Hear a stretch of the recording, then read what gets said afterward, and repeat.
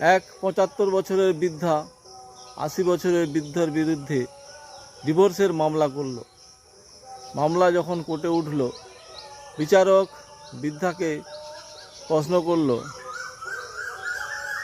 মাননীয়া, আপনি আমার থেকে শ্রদ্ধেয়, তবুও আমার কর্তব্যের খাতিরে আপনাকে প্রশ্ন করছি, এই বয়সে এসে আপনি হঠাৎ স্বামীকে ছেড়ে যেতে চাইছেন কেন?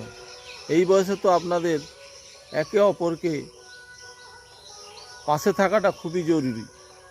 তখন বৃদ্ধা বলছে, আমি উনার মানসিক নিপীড়নের শিকার। বিচারক, সেটা কীরকম?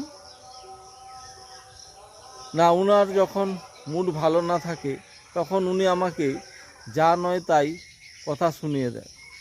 তখন বিচারক বলছে, ও এই ব্যাপার, তো আপনিও তো পাল্টা কথা শুনিয়ে দিলেই সমস্যা মিটে যাবে। ওটাই তো মানসিক নিপীড়নের কারণ, সেটা বুঝলাম না। আমি যখনই পাল্টা কিছু বলতে যাই, কানে শোনার মেশিনটা উনি খুলে রেখে দেন। হ্যাঁ।